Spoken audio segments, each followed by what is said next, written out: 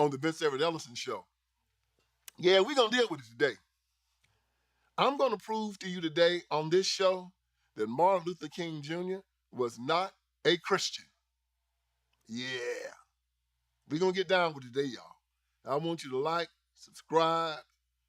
I want you to share this because there are going to be a lot of people that's going to want to block this one, but we're not going to allow it. We're going to prove today that MLK was not a Christian. Today on the Everett Ellison show. All right, let's get this thing started. Yeah, we're going to talk about it today. You know, I've been nibbling around the edges on this for a very, very long time. But now I'm just going to pull the scab off. I'm going to stop playing. I'm going to stop jaw jaking. And we are going to get down to it. So here's the fundamental question we're asking today. And I'm going to answer it as plain, so plain that a child can understand it. So plain that a fool can understand it. Question: was Martin Luther King Jr. a Christian? Answer: hell no. Oh! You didn't think I had the nerve to say that, did you? Well, just in case you didn't hear me, let me say it again. Was Martin Luther King Jr. a Christian? Answer: hell no. Oh, man, some heads are about to explode out there right now, and jokers are throwing eggs at the television, rioting, hatred. That Vince Ellison, I can't stand him. Oh, he always talking. Don't know what he's talking about. Oh, he took it too far. You cannot have an intelligent, unemotional conversation in America about Martin Luther King. You can talk about Jesus. Man, you can talk about Muhammad. Hell, you can talk about Malcolm X. But it's something that the left in America has done to the minds of black people when it comes to Martin Luther King Jr. They've set him over Jesus Christ. I think it was a poll that came out that said 98% of the people in America had a positive ideology about Martin Luther King Jr., whereby maybe 70% of them had one about Jesus Christ. Now, isn't that something? People love King more than they love Christ. That means he's become the black community's new God, and that's where they want him to be. So let's get down with this, okay?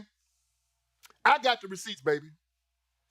It ain't gonna come from just me talking, okay? The great philosopher Immanuel Kant said this: if truth will kill them, let them die. So for all of y'all that don't want the truth, for all of y'all that's got this cognitive dissonance in your head now where I don't want to hear the truth, I can't take the truth, I can't, no. Turn off the TVs. Go find your safe space. Go get some lemonade. Go smoke a blunt. Go get a 40. Go watch Jerry Springer. Go somewhere comfortable because you're not going to be able to handle this. Are we ready? Let's go. All right, first of all, I want y'all to know that everything I'm getting ready to tell you about Dr. Martin Luther King did not come from me. I was 4 years old when he died. Never met him, never had a conversation with him, ever. What I know about King came from basically 5 sources, all of them preeminent sources, okay? One is Bearing the Cross by David Garrow. He's a socialist, a Democrat, King scholar, all right? Another one is Parting the Waters by Taylor Branch. He's also a Democrat. He's a Yale graduate, Bill Clinton's roommate at Yale. Both of these books won Pulitzer Prizes, which means they was the best books written during the year that they were written. Okay, Pulitzer Prizes, all right? So this ain't just some crap that's been written. These guys did their scholarship, okay? Then there was The Walls Came Tumbling Down. This was written by Martin Luther King's best friend, Ralph Abernathy, all right? The guy that took over the SELC after King died. Ralph Abernathy, he wrote And the Walls Came Tumbling Down. And then there's a book by Jonathan E.I.G., called King. Just came out recently, all right? And then there are the tapes left by Jackie Kennedy. That's John F. Kennedy's wife. She was the first lady of the United States of America, and she wrote about some of the things that her husband told her about King. And so they wrote a book about maybe 10 years ago, and she had her statements about King. So everything, all right? And then I look at King's writings. I hear his speeches, and all of it comes down to a basic concept. And that is that he was not a Christian. Now, where do I go? How do I come to that conclusion? I deal with 4 basic areas. I deal with what he said and what he wrote. 1. Number 2, what he taught. All right? Number 3, how he lived his life. And number 4, the fruit that he bore.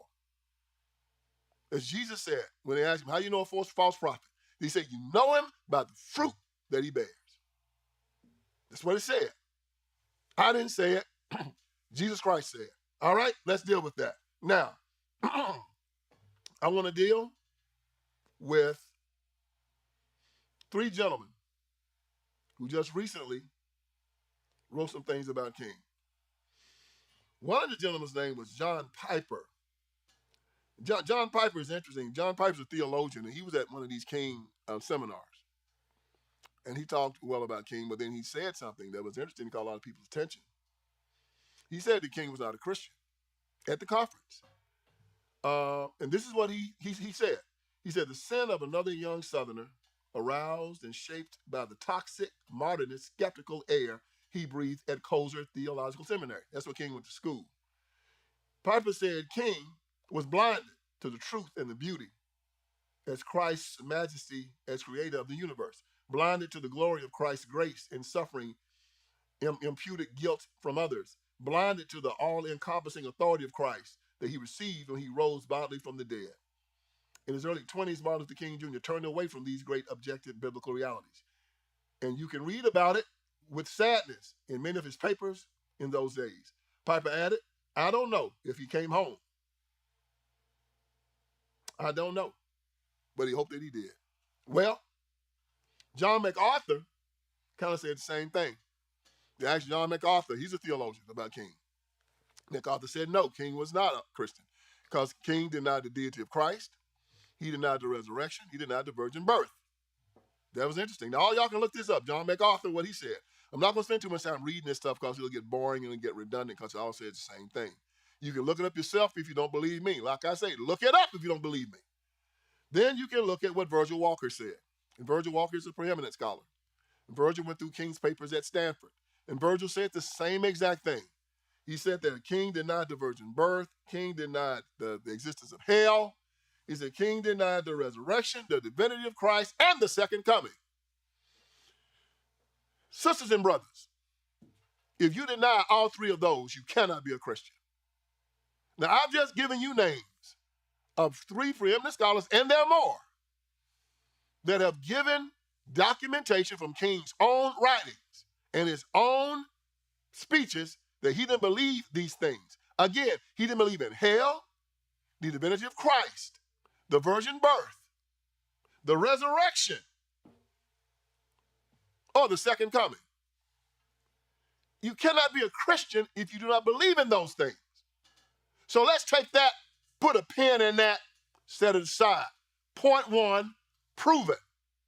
So, let's go to what King taught. All right, that's pretty easy. Montgomery bus boycott. Black folks got mad because they wanted to set aside white folks on the bus. Bus was taking everybody to the same spot, but they wanted to set aside white people for some reason. I don't know the reason. If you didn't like how they was treating you on the bus, it would have been simple for me. I just wouldn't have rode the bus. Instead, they said that we're going to use coercion, we're going to use threats, and we're going to shut you down till you give us what we want. People, that's not what Christians do.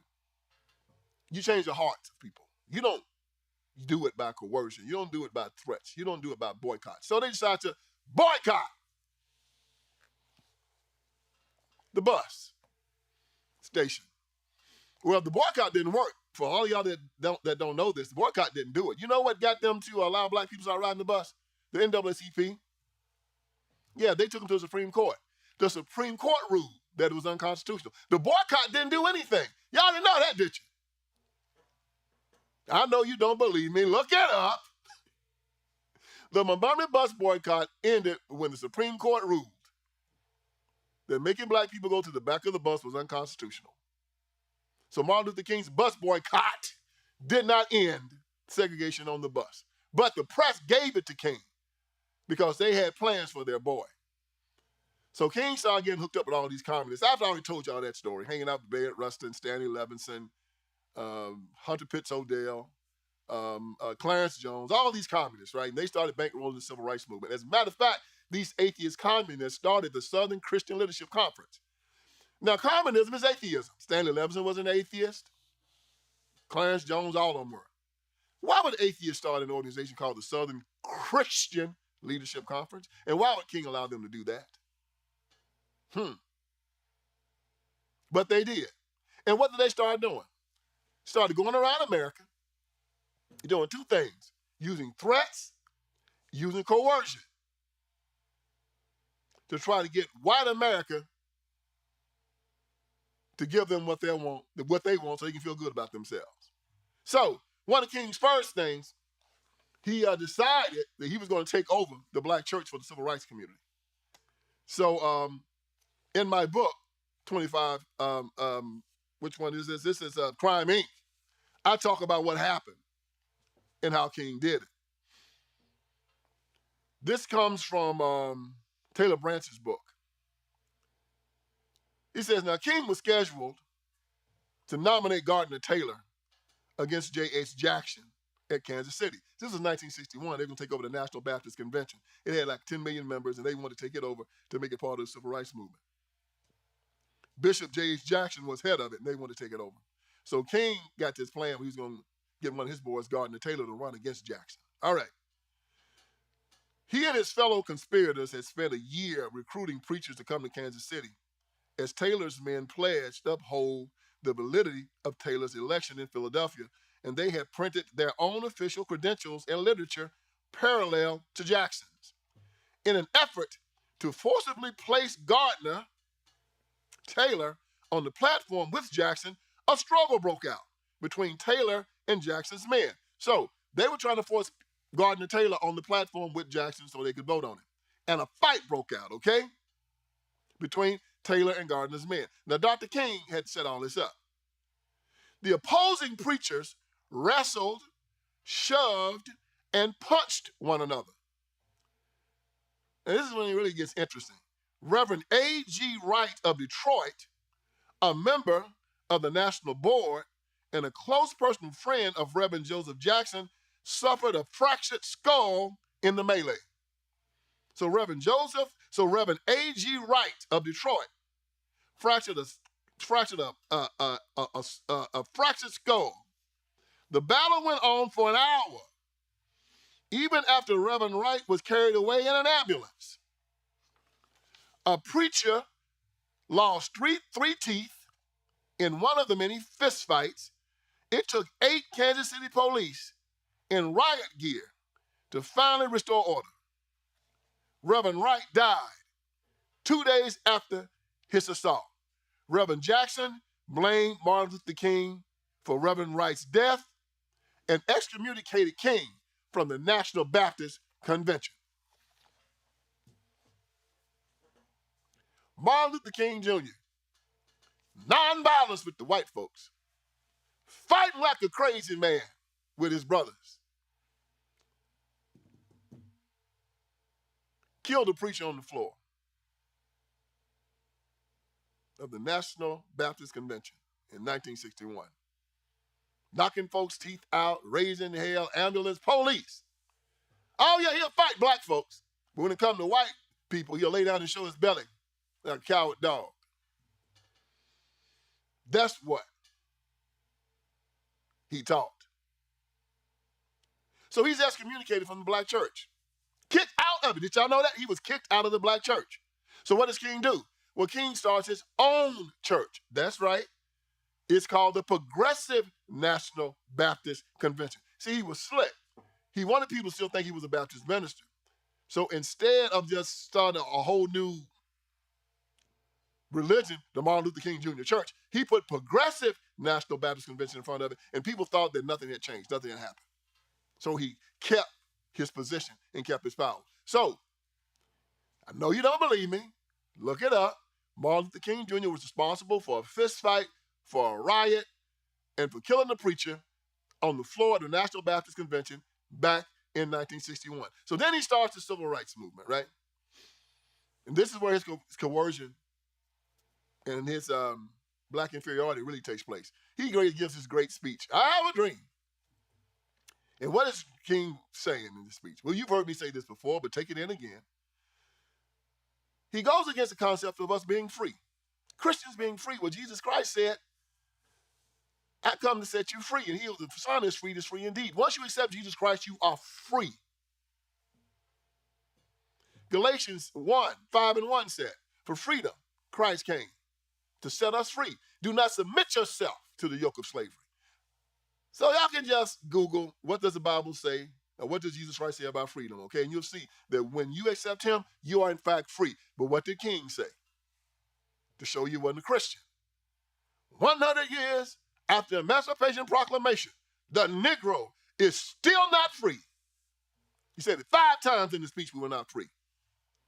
At the end of that speech, he said on some certain day we would be free at last, free at last. Thank God Almighty we're free at last. We're not free.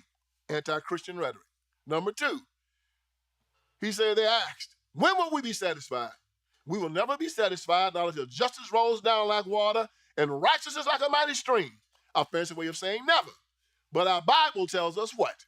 That if you keep your mind on Jesus, he'll keep you in perfect peace. Yeah. Peace is what Christ promises you.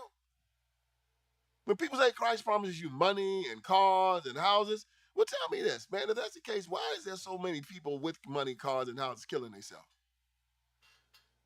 Why are all these young men out there dying who profess to be Christian? Why are all of these movie stars and rappers and everybody getting killed and shot and committing suicide? Why did Elvis die? Why did Michael Jackson die? All these people had Jesus.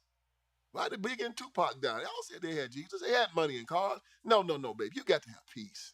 That means if you're living in a trailer or living in a mansion, that's your peace. That's your abundance right there. It ain't material things. He never promised you that. He promised to save your soul, to have you sitting in front of him in his midst forever. That's the deal. That's what he died for, not to get you a Cadillac. If you want a job, you get a social worker for that. These earthly things, you can get a man to give you that. Can a man give you eternal life? No. So he talks about we will never be satisfied. Not until justice rolls down like water and righteousness like a mighty stream. Never being satisfied. He said, we're going to march, we're going to do this, we're going to do that. And then he said he had a dream, but one day he wouldn't be judged by the color of his skin or his children, but by the content of his character. Trying to please man. Let me tell you what our Bible says about trying to please man and not God. Y'all, this is pretty pretty interesting. The Bible is so clear on this. So you got so many chapters on it. Let me give it to you. 1 Thessalonians 2:4. But just as we have been approved by God to be entrusted with the gospel, so we speak, not to please man, but to please God, who tests our hearts. John 12:43. For they love the glory that came from man more than the glory that comes from God. Proverbs 29:5.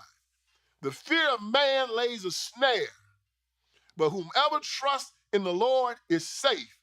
Colossians 3:23. Whatever you do, work heartily as for the Lord and not for men. Acts 5:29. But Peter and the apostles answered, we must obey God rather than men. Isaiah 2:22. Stop regarding man, in whose nostrils is breath. For of what account is he? One last one. When a man's ways please the Lord, he makes his enemies to be at peace with him. Guys, there are verses after verse, hundreds where it tells us We are not to be concerned about how man views us. I'm dreaming about a day where man will not judge me by the color of my skin. No, you're supposed to love him. If he hates you, you love him. If he does you wrong, do him right. If he does you wrong, do him right. If he steals from you, you don't steal from him. If he lies on you, you tell the truth on him. Don't be concerned about the splinter in your neighbor's eye. Worry about the beam in yours. And this is why we're at the bottom of everything. We're concerned about pleasing man. And King told us to be concerned about pleasing man and changing government. Going to the government, asking them, not going to God. You see how he led us wrong? He was a man of God, supposedly. He should have been saying, don't be worried about them, y'all. Please God, and everything else will work out. First, put God in front. Everything else comes after that. So his teachings were wrong. Now we're going to talk about how he lived. Oh, man. Y'all don't like bringing this up. I don't like bringing this up. But Dr. King's whole life was a Diddy party. You think Diddy was having parties. Dr. King made Diddy's parties look like you're going to a convent school.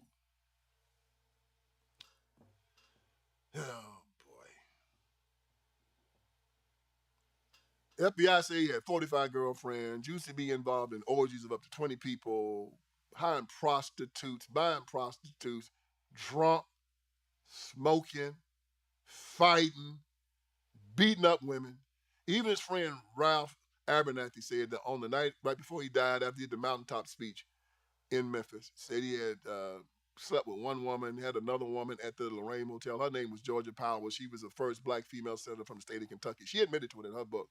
Then when Dorothy Cotton found out about it, they said was King's second wife, Ralph Abernathy said that they got to fight in the Lorraine Motel. He beat her up, slapped her around, and she left and went back to Georgia. And then the next day he got shot. That's what Ralph said. I wasn't there. Don't get mad at me. That's what Ralph said. I don't like to get too far into this, man. It's just horrible stuff to talk about. But our Bible tells us about how a man's supposed to act if he's a preacher. He's supposed to be sober. He's supposed to be a man of one wife. He's supposed to have his household under control.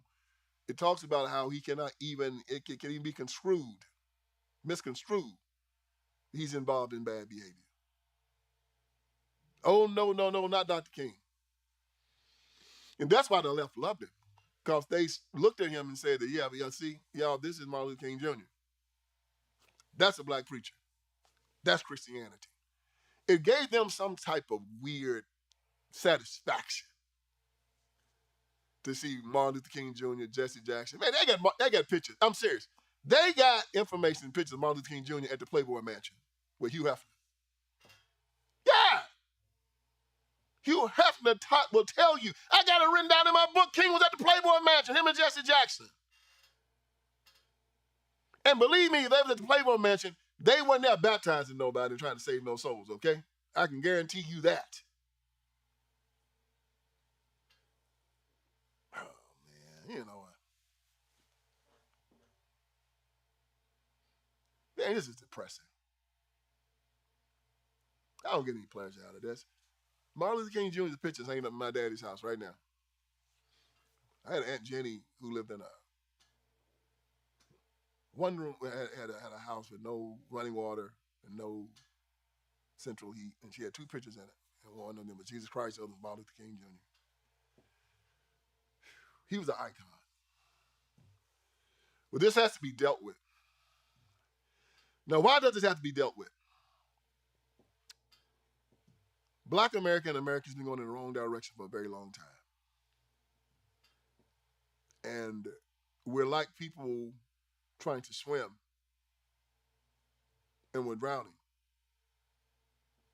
And there's a weight tied to us that we don't know anything about that's pulling us under the water.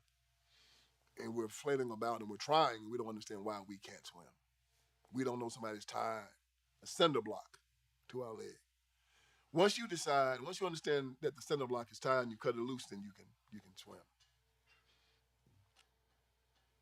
We always have to diagnose the problem. Not just that you have one, okay? You know that something's wrong with your car. You know something's wrong with the car. We know it. But you take it to the mechanic, and first he says, let me do a diagnostic test and tell you what's wrong with the car. And then once he finds out what's wrong with the car, he then brings it to you and he says, this is what's wrong with your car. I can fix it or I can't fix it. Are you willing to pay the money to pay for what's wrong with your car? And if you're willing to pay for it, I'll fix it. I'm giving you a diagnostic test. I'm telling you that your car has been clinking and going bad and it's been running rough for the last 50 years. This is the reason why. We started going behind a leadership and ideology that was an affront to God, an affront to him. This is why our streets are left to us desolate. And this is why I'm getting to the last part now. The fruits of his labor. All right. James Meredith tells me that the public educational system in the black community was the best in the country and the best in the world. Even though we was getting a third less, or 3 times less than the white children were getting. We were still educating our children in HBCUs. Now the black educational system is destroyed. Black family was intact before King. Intact. 80% of our children were being born in wedlock. Now 80% are being born out because he told LBJ that he wanted the man in house clause put in welfare to run the black man at the house. Yeah, King did it. King was the recipient of the Margaret Sanger Award, 1961. Well, I'm sorry, 1965. Why? Margaret Sanger was the person that started Planned Parenthood. Had a little side gig called the Negro Project. They called black people human weeds. Her motto was more for the fit, less for the unfit, and she declared us unfit.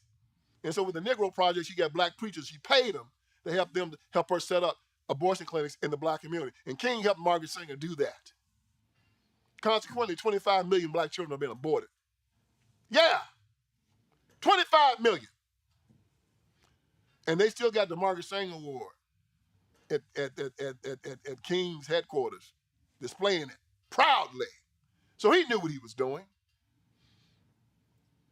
And all these people that say that he didn't know what he was doing, no, there's a book out there about Julia Powers called I Testify. She was an undercover FBI agent, and she infiltrated the civil rights movement. And she told them then, and she did a testimony in front of Congress, saying that all these guys were communists, that King knew all about it, and he knew exactly what he was doing. And as a matter of fact, David Garrow said that Gus Hall, the guy that was over the Communist Party in America, Gus Hall, look him up. They got him on tape saying the King is a communist, bona fide, from the top of his head to the bottom of his feet. That's what they say. That ain't what I say. Don't get mad at me. I'm just a mailman delivering the message. So what are they celebrating? What has his civil rights movement wrought? Jesus said, you know a tree by the fruit it bear. How do you know a false prophet? You know a tree by the fruit it bear. What's the fruit? I've given it to you. Schools destroyed. Mayhem. Snatch and grabs. Fighting. Family destroyed. The black church is basically apostate. It's dying in America. They celebrate him because that's what they want. Black people still on the bottom of every socioeconomic statistic in America. So, when you look at the fruit, and Jesus said, you know a tree by the fruit it bear, and if the fruit is rotten, the tree is rotten, and the tree is Martin Luther King Jr., I rest my case.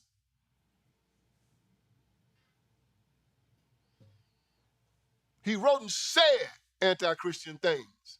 He taught anti-Christian things. He lived in an anti-Christian way.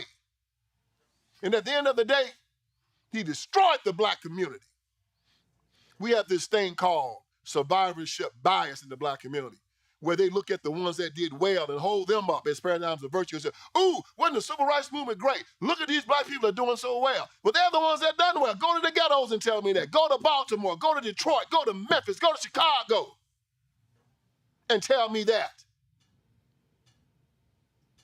At the very least, Martin Luther King Jr. walked around and told the world that a white racist has the ability to block what Jesus Christ has ordained for me. Never me. Nobody has the ability to block the blessing that my God has told me he's going to give me. I don't have to beg you for anything. I'm an heir of Jesus Christ. I'm a child of God. For begging, crawling. And look at what we've gotten for it. I can understand if we were where the Jewish community is, or where the Asian community is, or where the people from India are, or the Nigerians. Oh, no, no, no, no, no, no, no. A half a century later, 50 years later, still at the bottom. And nevertheless, the few that made it to the top want to say, Vince, if it wasn't Martin Luther King Jr., you wouldn't be where you are at right now. That's a lie. Nobody has the ability or has the power to hold me down when Jesus Christ has already ordained it for me. For you to say such a thing shows that you're sacrilegious and you're blasphemous. Try to stop me. Show me the man that's bad enough to hold me down. I got God on my side. You ain't got a chance.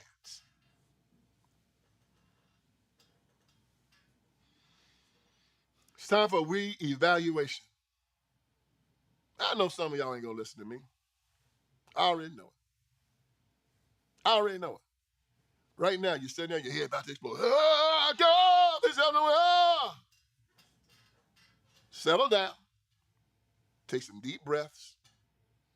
Go over what I presented to you.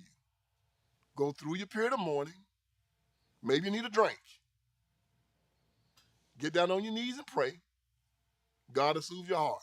But at the end of the day, when you keep looking at this stuff, you're going to say, man, Vince was right. I might not like that dude, but he was right.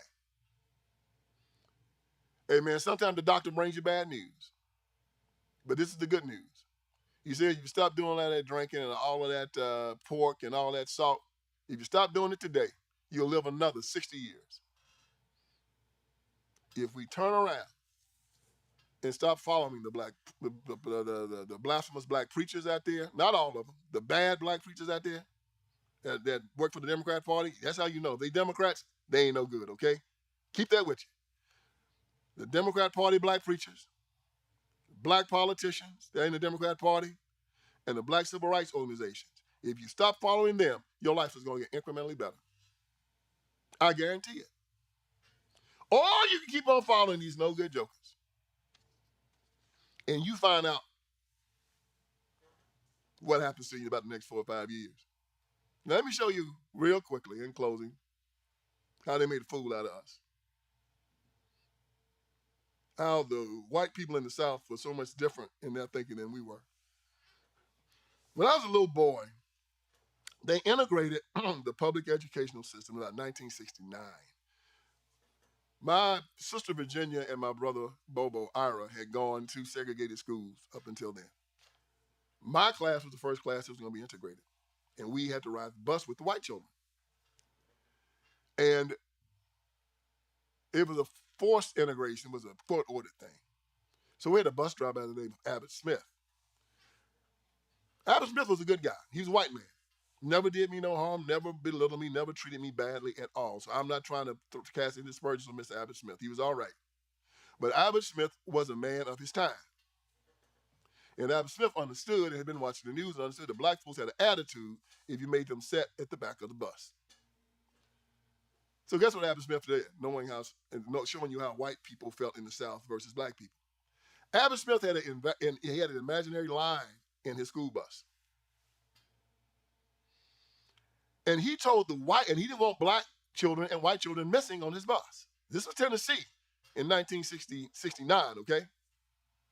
So guess what Abbott Smith did? He told the white children to sit to the back of the bus and had the black children sitting at the front of the bus. And there was this imaginary line that you couldn't really cross to mix. And if you went past a certain line, if you were black, you said, get back up here and sit down now. You say, yes, sir. Here's the thing, y'all. White people didn't care that they were sitting at the back of the bus. If he had made the black children sit at the back of the bus, NAACP would have came and burned the whole city down. But since we were sitting at the front of the bus, nobody said a word. The white children sat at the back and didn't say a word. The only thing that was necessary for them was that they were separated from us. We were concerned about where we sat. They were concerned about just being away from us. Do you see what I'm talking about now? We're concerned with surface things, not real things that make a difference. He just switched places, and black parents, oh, our children sitting at the front of the bus. Now, aren't we special people? No, you still poor, you still ain't got nothing. You still got crime in your communities. But you're sitting at the front of the bus.